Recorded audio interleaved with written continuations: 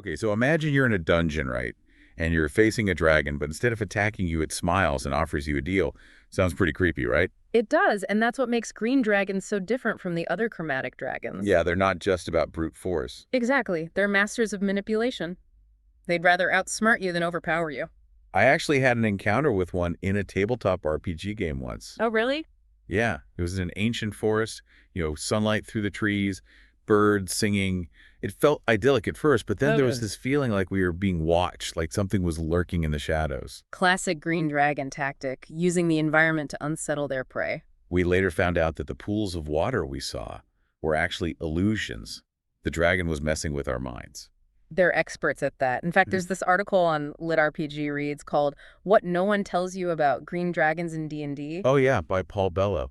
I read that one. Yeah, it talks about how green dragons use illusions and charm spells and even just well-placed lies to manipulate people. So for this deep dive, we're going to use that article to explore the psychology of green dragons and why they're such formidable enemies. Sounds good. Let's get into it.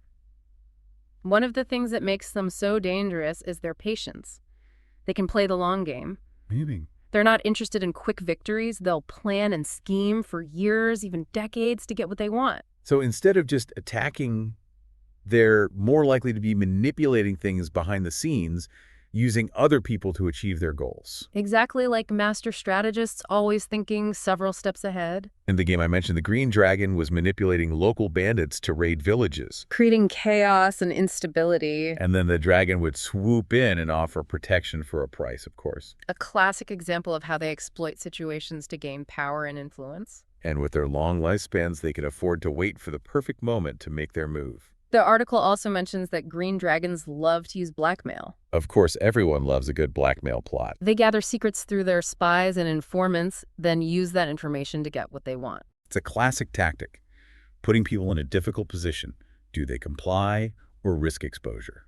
Green dragons are also great at creating dependencies. Dependencies. Like they might help a community during a tough time, but it's not out of kindness. They're creating a sense of obligation. So the community becomes reliant on the dragon and then, They're more likely to agree to the dragon's demands, whether it's tribute or political support or even joining their side in a conflict. it's a subtle form of manipulation, but very effective.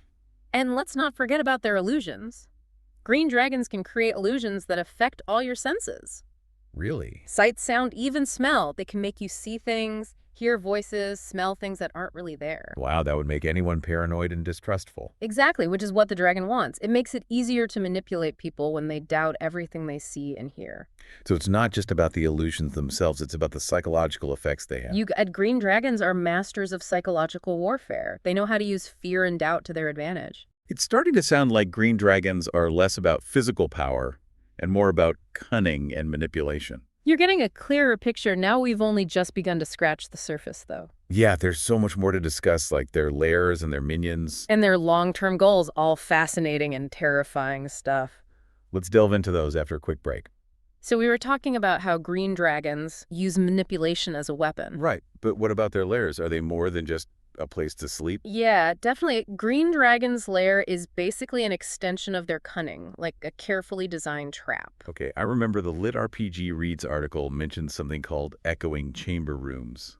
What are those? Oh, those are creepy. Basically, it's a room where all the sounds are distorted. You can't tell where anything's coming from. So like whispers and footsteps echoing everywhere. Exactly. Messes with your senses, makes you paranoid and jumpy. I can see how that would be super effective in unsettling a party. And it's just one example. They might also use reflective pools that show distorted images or hidden passages concealed by illusions. So the lair itself is like a psychological weapon working against you. Right, and don't forget, they usually live in forests, which are already kind of claustrophobic and disorienting. They blend their magic with the natural environment. Making it hard to tell what's real and what's an illusion.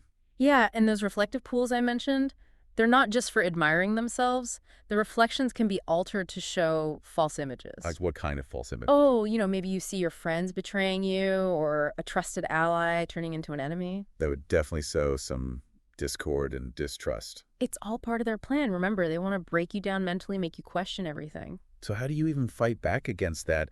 How do you survive in an environment that's designed to mess with your head? Well, you need to be aware of their tactics. Be skeptical of everything you see and hear. So basically be paranoid. Paranoia can actually be helpful in this situation. Trust your instincts. If something feels wrong, it probably is, and don't be afraid to rely on your companions. So teamwork and trust are essential.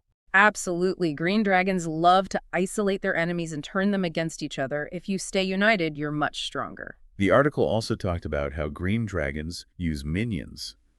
They're not just solo operators. They rarely fight alone. They prefer to manipulate others into doing their dirty work. Like those thralls we talked about before, the people who are completely mind-controlled by the dragon. That's just one example. They might also use charm spells to influence people or threaten them or exploit their greed and ambition. So you might end up having to fight someone who's under the dragon's control. Yeah, that's a tough situation to be in. You don't always know who to trust. It sounds like facing a green dragon is as much a mental challenge as a physical one. Exactly. You're not just fighting the dragon, you're fighting their whole network of influence. Wow, this is all pretty intense. I'm Ah. starting to feel a little paranoid just thinking about it. Good. That means you're learning a healthy dose of skepticism is always a good thing when dealing with green dragons. So we've talked about their lairs, their minions, their manipulation tactics, but what about their long-term goals? What are they really after? That's a great question, and one we'll explore in more detail after a quick break. Okay, so their long-term goals. Well, green dragons are ambitious, like really ambitious. But it's not just about conquering stuff or hoarding treasure. It's deeper than that. Much deeper. They want control, influence.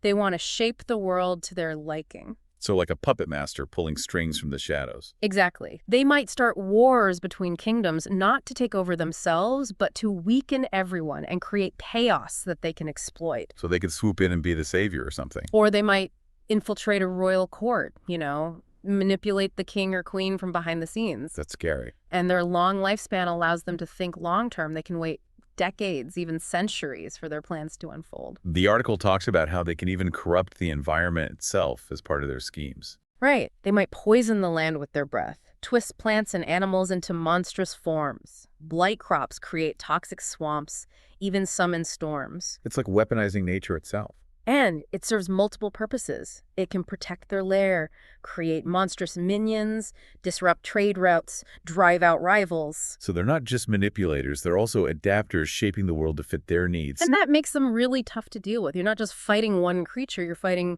a whole ecosystem that they've corrupted. So how do you even begin to fight something like that? It's not easy. You need to be strategic. Do your research, understand their motivations, identify their network of influence, and disrupt their plans at the source.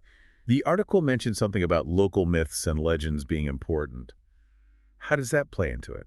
Well, myths and legends often contain a grain of truth, but they can also be distorted, by fear or propaganda, or even by the dragon's own lies. So you need to be able to separate fact from fiction. Exactly, and figure out how the dragon has been shaping the narrative. So it's like a battle for the story itself. You could say that you need to understand their story, and then find a way to rewrite the ending. Wow, this has been a fascinating look into the world of green dragons. I feel like I've learned so much. They're definitely more than just monsters. They're complex creatures with their own motivations and ambitions, and they force us to think outside the box. A huge thank you to LitRPG Reads and Paul Bello for that amazing article, What No One Tells You About Green Dragons in D&D. It's definitely worth a read for anyone interested in D&D lore or just the psychology of really cool villains. And to all our listeners, we want to hear from you. Have you ever encountered a green dragon in your games? What was it like? Share your stories in the comments below. And until next time, may your adventures be filled with cunning and intrigue, and may you always outsmart those tricky green dragons.